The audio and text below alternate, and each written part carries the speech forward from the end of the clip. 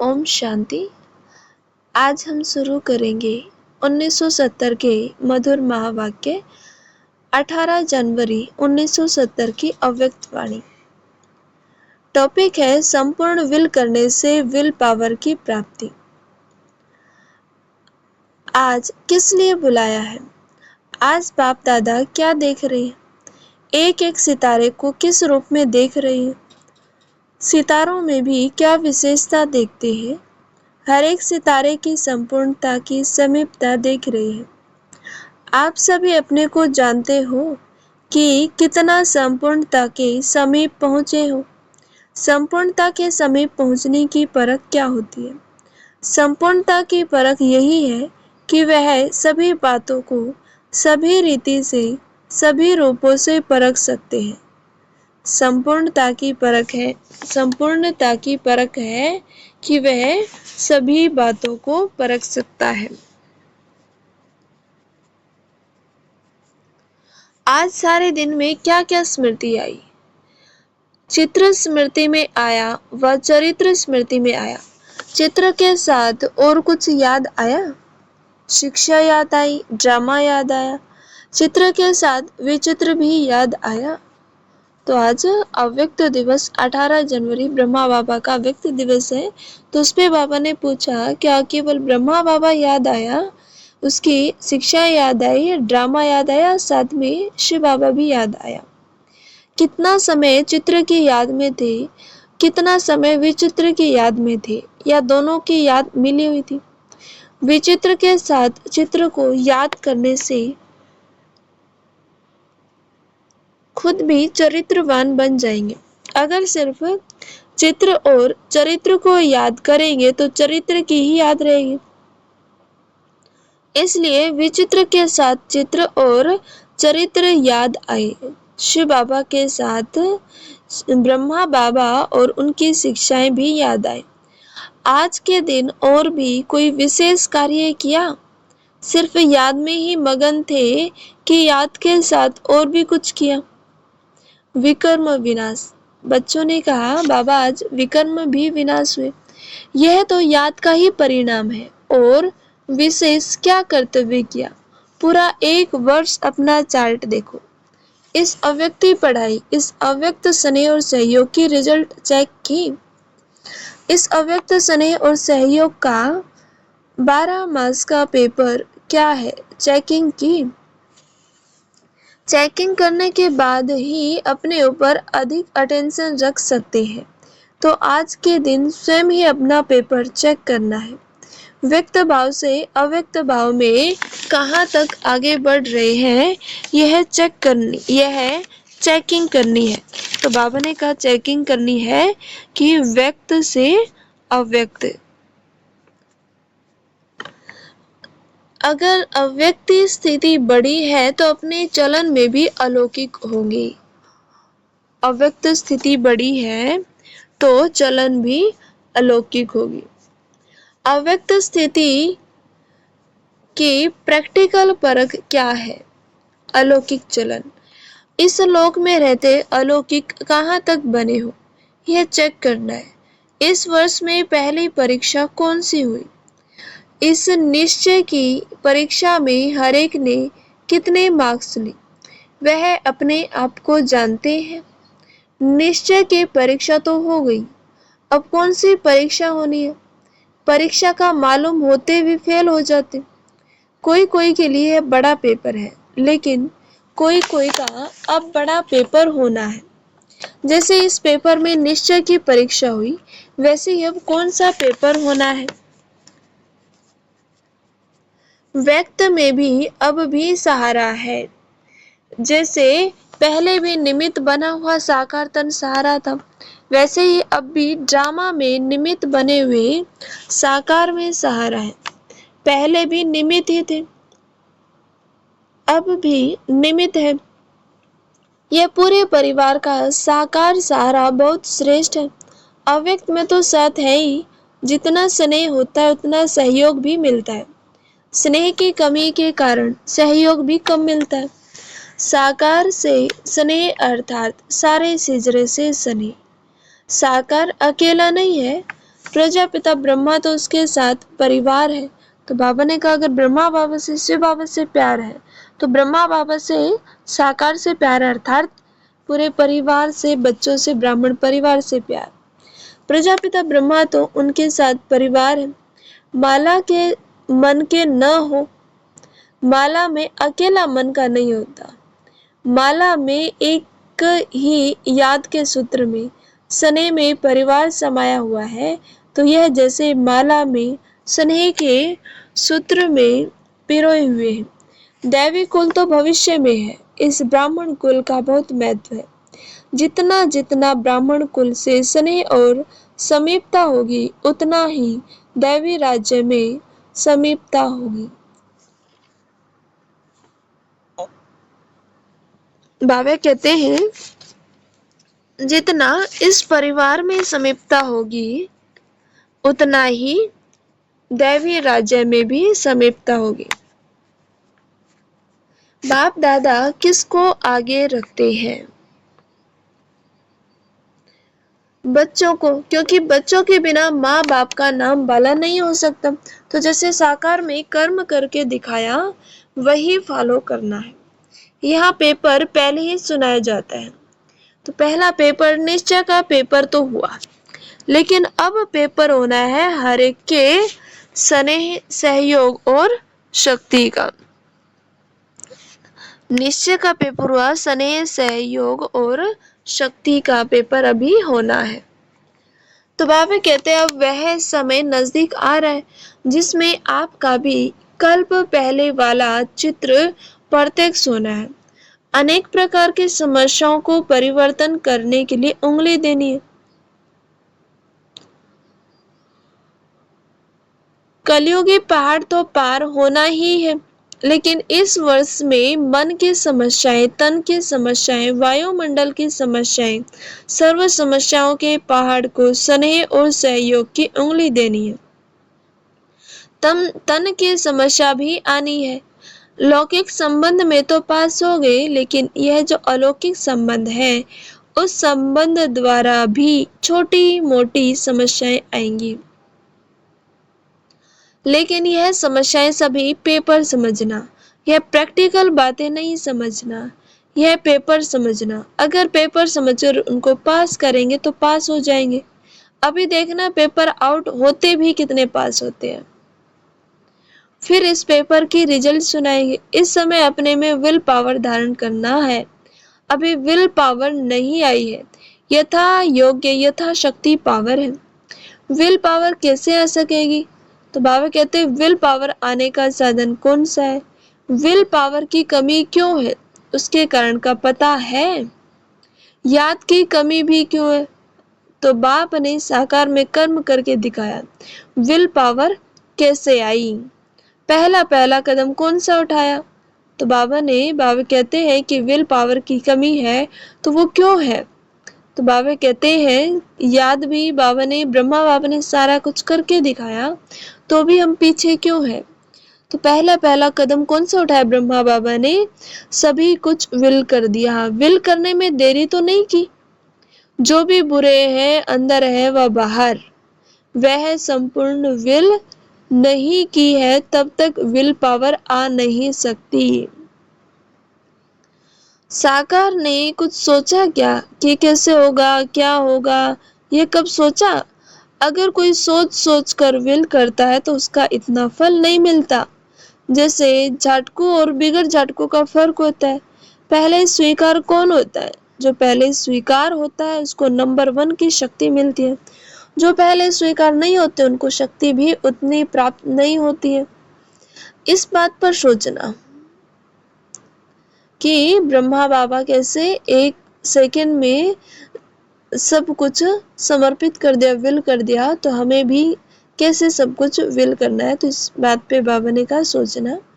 बाप दादा वर्तमान के साथ भविष्य भी जानता है, तो भविष्य कर्म बंधन की रस्सियों को काटना आपका कर्तव्य है। अगर कोई भी रस्सी टूटी हुई नहीं होती है तो मन की खिंचावट होती रहती है, इसलिए रस्सियां कटवाने के लिए ठहरे हैं। रस्सियां अगर टूटी हुई है तो फिर कोई रुक सकता है? छूटा हुआ कब कोई भी बंधन में रुक नहीं सकता। बाबा कहते जिसको रस्सियों ने बांध रखा है वही वहां पे खड़ा है, रुका हुआ है ना। तो बाबा कहते बंधनों ने बांध रखा है, तो बंधनों की रस्सियां जैसे ही टूटेंगी तो हम भी तीव्र पुरुषार्थ की ओर दौड़ पड़ेंगे, अपने लक्ष्य की ओर दौड़ पड़ेंगे। आज के दिवस पर क्या करना है और अगले वर्ष के लिए क्या तैयारी करनी है, वे सभी याद रखना। विदेही को युगल बनाएंगे तो विदेही बनने में सहयोग मिलेगा। तो बाबा ने कहा विदेही अर्थात शिव बाबा को युगल बनाना है, अपना साथी बनाना है। तो विदेही बनने में सहयोग मिलेगा। विदेही बनने में सहयोग कम मिलता है, सफलता कम देखने में आती है, तो समझना चाहिए कि विदेही को युगल नहीं बनाया है। सफलता नहीं तो मना युगल नहीं बनाया है। कमाल इसको कहा जाता है कि जो मुश्किल बात को सहज करे। सहज बात को पार करना कोई कमाल नहीं है, मुश्किलातों को पार करना वह कमाल है। अगर मुश्किलातों में जरा भी मुरझाया तो क्या होगा? एक सेकंड में सौदा करने वाले कहाँ फंसते नहीं है, फास्ट जाने वाला वहां फंसेगा, कहाँ भी फंसेगा नहीं। फंसने वाला फास्ट नहीं जा सकेगा। लास्ट स्थिति को देख फास्ट जाना है। अब भी फास्ट जाने का चांस है, सिर्फ एक हाई जंप लगाना है। लास्ट में फास्ट नहीं जा सकेंगे, तो बाबा ने कहा उसके लिए अभी से जाना है। अच्छा, ओम शांति। इस मुरली में हमने मुख्य सुना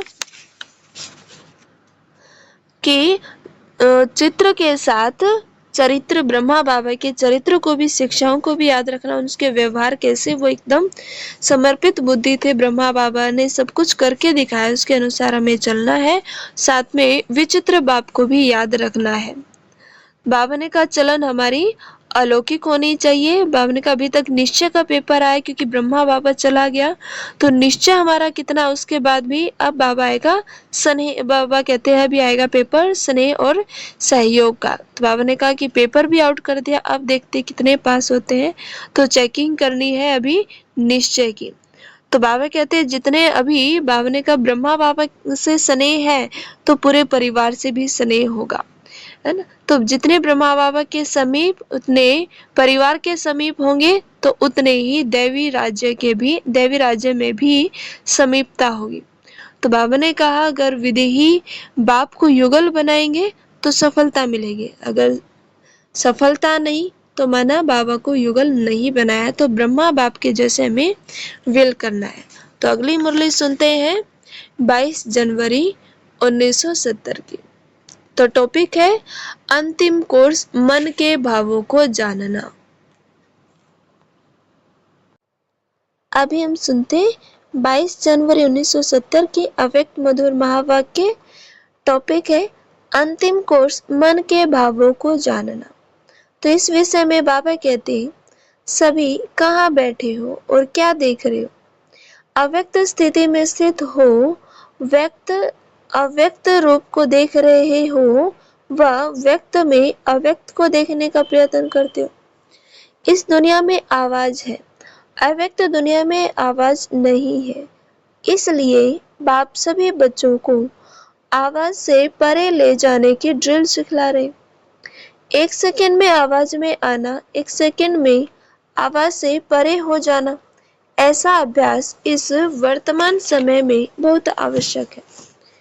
वह समय भी आएगा जैसे जैसे अव्यक्त स्थिति में स्थित होते जाएंगे, वैसे वैसे नैनों के इशारों से किसके मन के भाव जान जाएंगे।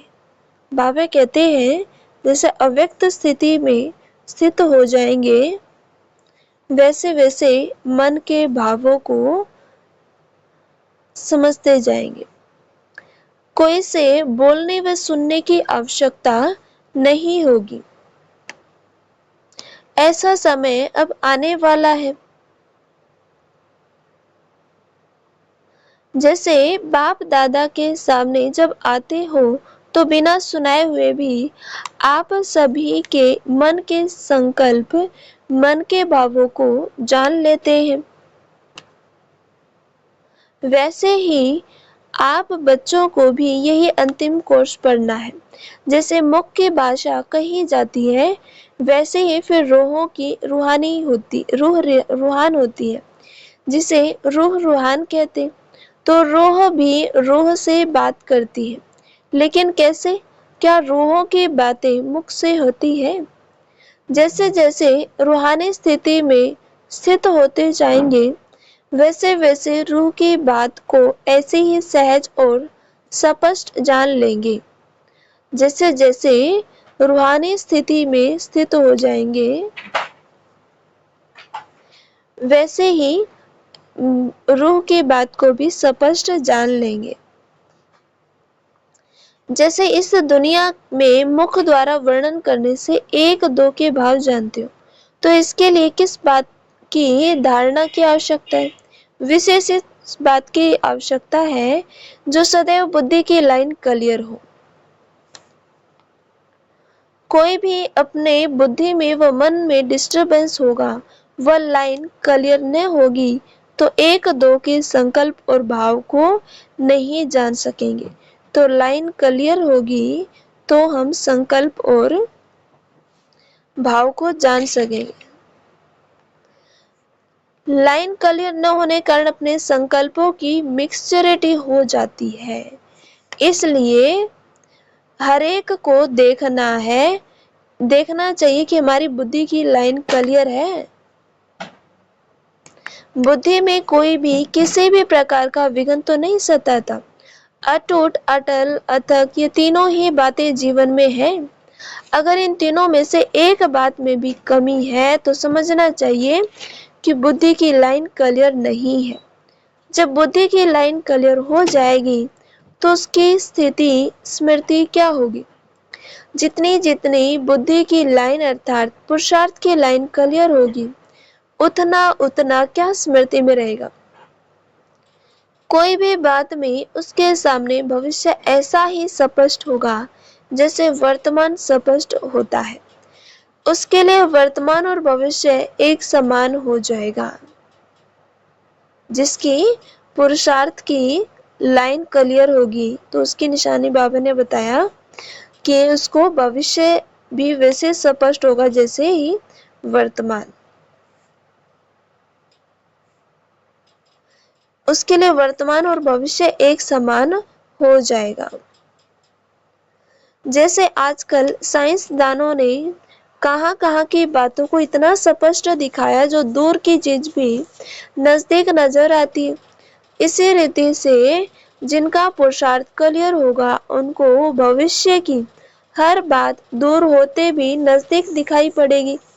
जैसे आजकल टेलीविजन में देखते हैं तो सभी स्पष्ट दिखाई पड़ता है ना, तो उनकी बुद्धि और उनकी दृष्टि टेलीविजन की भांति सभी बातें स्पष्ट देखेंगी और जानेंगी। और कोई भी बात में पुरुषार्थ की मुश्किलात नहीं रहेगी। तो वह अनुभव, वह अंतिम स्थिति की परख अपने आप में देखो कि कहाँ तक अंतिम स्थिति के नजदीक है। जैसे सूर्य अपने पर पूरे प्रकाश में आता है तो हर चीज स्पष्ट देखने में आती है।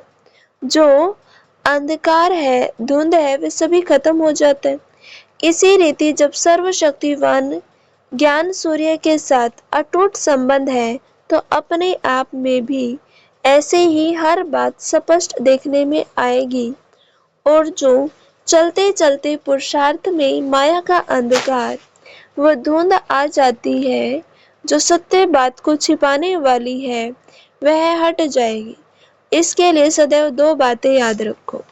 तो माया का अंधकार और धुंध को छूटने के लिए दो बातें याद रखनी है। आज के इस अलौकिक मेले में सभी बच्चे आए हैं। वह जैसे लौकिक बाप अपने बच्चों को मेले में ले जाते हैं तो जो स्नेही बच्चे होते हैं उनको कोई न कोई चीज लेकर देते। तो बाप दादा भी आज के इस अनोखे मेले में आप सभी बच्चों को कौन सी अनोखी चीज देंगे?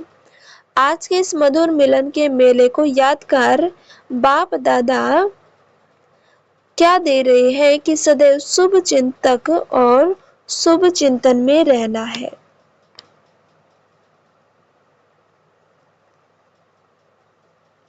शुभ चिंतन और शुभ चिंतक, यह दो बातें सदैव याद रखना। शुभ चिंतन से अपनी स्थिति बना सकेंगे और शुभ चिंतक बनने से अनेक आत्माओं की सेवा करेंगे।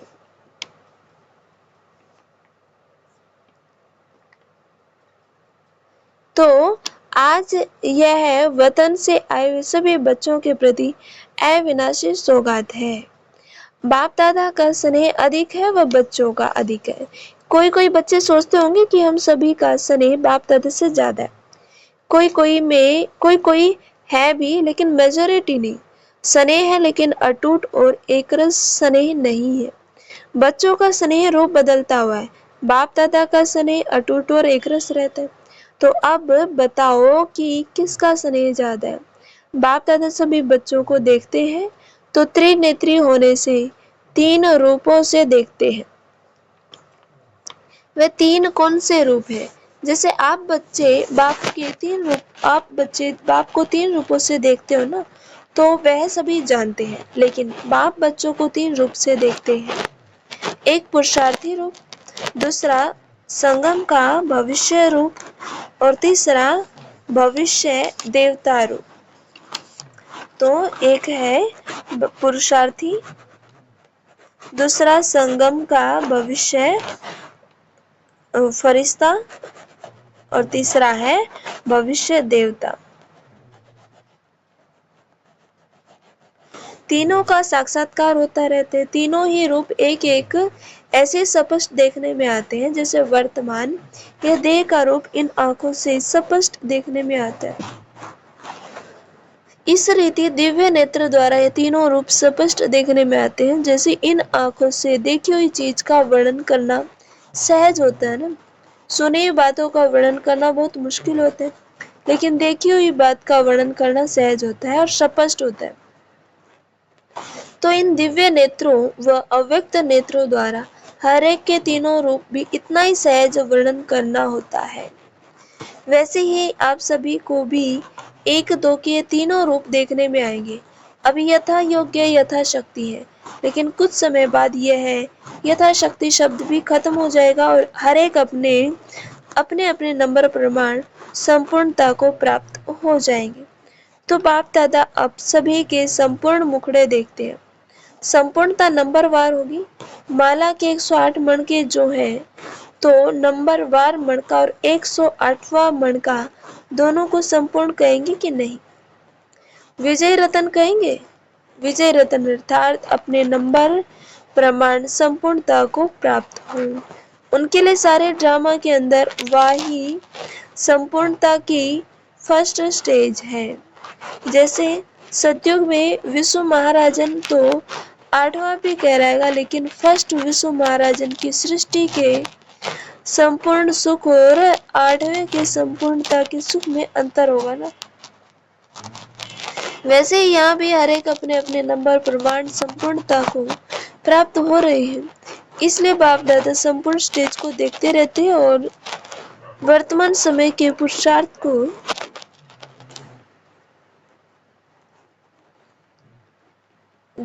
इसलिए बाप दादा संपूर्ण स्टेज को देखते रहते और वर्तमान समय के पुरुषार्थ को देखते रहते हैं, क्या है और क्या बनने वाले। आपने पूछा ना कि वतन में क्या करते हो, यही देखते रहते और अव्यक्त सहयोग देने की सर्विस करते हैं। सभी समझते हैं कि बाप दादा वतन में पता नहीं क्या बैठ करते होंगे, लेकिन सर्विस की स्पीड साकार वतन से वहां तेज है, क्योंकि यहाँ तो साकार तन का भी हिसाब साथ था। अब तो इस बंधन से भी मुक्त अपने प्रति नहीं है, सर्व आत्माओं के प्रति। जैसे इस शरीर को छोड़ना और शरीर को लेना यह अनुभव सभी को है, वैसे ही जब चाहो तब शरीर का भान बिल्कुल छोड़कर अशरीरी बन जाना है और जब चाहो तब शरीर आधार लेकर कर्म करना यह अनुभव है। इस अनुभव को अब बढ़ाना है। बिल्कुल ऐसे ही अनुभव होगा जैसे कि स्थूल चोला अलग है और चोलों को धारण करने वाली आत्मा अलग है। यह अनुभव अब ज्यादा होना चाहिए। सदैव यही याद रखो कि अब गई की गई। सिर्फ सर्विस के निमित्त शरीर का आधार लिया हुआ है, लेकिन जैसे ही सर्विस समाप्त हो वैसे ही अपने को एकदम हल्का कर सकते हैं। जैसे आप लोग कहाँ भी ड्यूटी पर जाते हो और फिर वापस घर आते हो तो अपने को हल्का समझते हो ना। ड्यूटी की ड्रेस बदलकर घर की ड्रेस पहन लेते हो, वैसे ही सर्विस प्रति शरीर रूपी वस्त्र का आधार लिया, फिर सर्विस समाप्त हुई और इन वस्त्रों के बोझ से हल्के और न्यारे हो जाने का प्रयत्न करो। एक सेकंड में चोले से अलग कौन हो सकेंगे? अगर टाइटनेस होगी तो अलग नहीं होंगे। तो बाबा ने कहा चोले को से अलग होने का अभ्यास करना है। कोई भी चीज अगर चिपकी हुई होती है तो उसको खोलना मुश्किल होता है, हल्के होने से सहज ही अलग हो जाते हैं। वैसे ही अगर अपने संस्कारों में कोई भी इजीपन नहीं होगा तो फिर अशरीरीपन का अनुभव नहीं कर सकेंगे। सुनाया था ना कि क्या बनना है, इजी और अलर्ट। ऐसे रहने वाले ही इस अभ्यास में रह सकेंगे।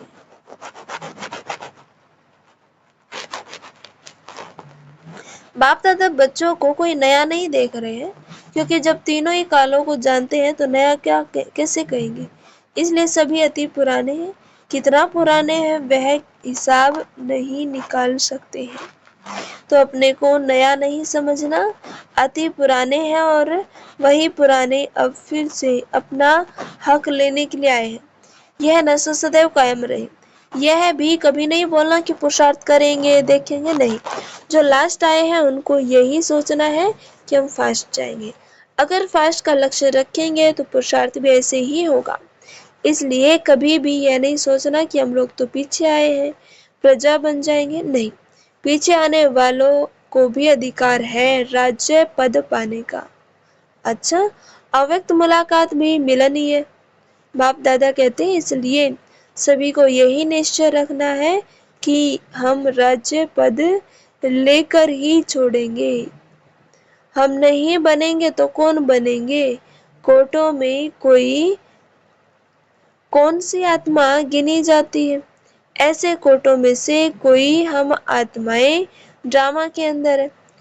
यह अपना निश्चय नहीं भूलना कि हम कोर्टों में कोई है, ड्रामा के अंदर है। बाप दादा सभी बच्चों का भविष्य देख हर्षित होते हैं।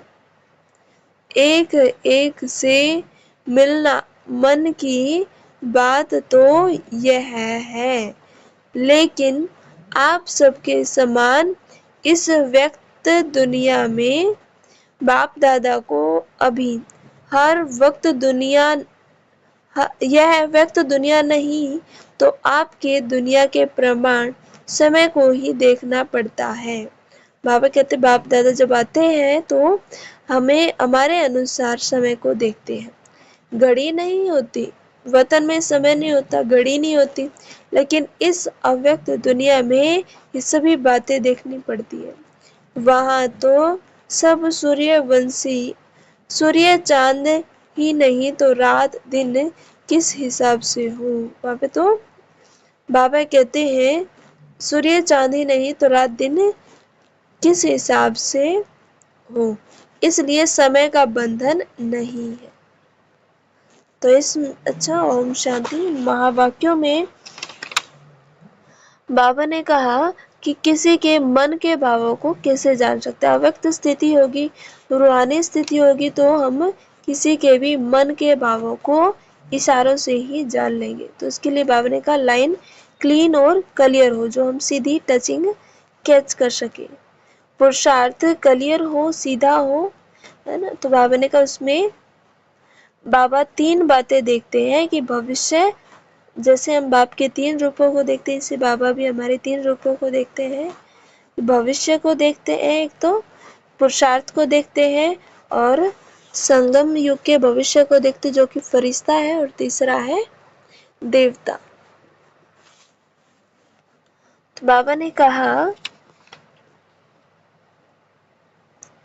फरिश्ता स्थिति से सेवा करनी है, तो चोला हमें बाबा ने कहा कि इजी करना है ना। तो बाबा ने अटेंशन रखने के लिए बोला इजी और अलर्ट रहना है। तो आगे के हम महावाक्य सुनते हैं। 23 जनवरी 1970। तो इसमें बाबा ने सेवा में सफलता पाने की युक्तियां, कैसे सेवा में सफलता प्राप्त होगी उसके लिए बाबा ने कहा, ऐसे अनुभव करते हैं जैसे कि सर्विस के कारण मजबूरी से बोलना पड़ता है, लेकिन सर्विस समाप्त हुई तो आवाज की स्थिति भी समाप्त हो जाएगी। मुंबई की एक पार्टी बाप दादा से बम्बई में होने वाले सम्मेलन के लिए डायरेक्शन ले रही थी। सेवा के लिए बाप दादा से पूछा जा रहा था, यह जो आजकल के सर्विस कर रहे हो उसमें विशेषता क्या चाहिए? भाषण तो वर्षों से कर ही रहे हो, लेकिन अब भाषणों में भी क्या अव्यक्त स्थिति बढ़नी है? जो बात करते हुए भी सभी ऐसे अनुभव करें कि यह तो जैसे कि अशरीरी आवाज से परे न्यारे स्थिति में स्थित होकर बोल रहे हैं। अब इस सम्मेलन में यह नवीनता होनी चाहिए, यह स्पीकर्स और ब्राह्मण स्पीकर्स दूर से ही अलग देखने में आए, तब सम्मेलन की सफलता है। कोई अनजान भी सभा में प्रवेश करे तो दूर से ही महसूस करे कि अनोखे बोलने वाले हैं। सिर्फ वाणी का जो बल है वह तो कनरस तक रह जाता है, लेकिन अव्यक्त स्थिति में स्थित होकर जो बोलना होता है वह सिर्फ कनरस नहीं लेकिन मन रस भी होगा। कनरस सुनाने वाले तो बहुत है, लेकिन मन रस देने वाला वह अब तक दुनिया में कोई नहीं है। बाप तो तुम बच्चों के सामने प्रत्यक्ष हुआ, लेकिन तुम बच्चों को फिर बाहर प्रत्यक्ष होना है। तो यह सम्मेलन कोई साधारण रीति से नहीं होना है। मीटिंग में भी बोलना है कि चित्रों में भी चैतन्यता हो। जैसे चैतन्य व्यक्त भाव को स्पष्ट करते हैं, वैसे ही चित्र चैतन्य बनकर साक्षात्कार कराए। जब चित्र में चैतन्यता का भाव प्रत्यक्ष होता है वही चित्र अच्छा लगता है। बाहर की आर्ट की बात नहीं, लेकिन बाहर के साथ अंदर भी ऐसा ही हो। बाप दादा यही नवीनता देखना चाहते हैं। कम बोलना भी कर्तव्य बड़ा कर दिखाए। आगे के महावाक्य हम कल सुनेंगे और इसका सार, इस मुरली का सार भी सुनेंगे। इसके लिए इस चैनल को सब्सक्राइब करें और लाइक करें। ओम शांति।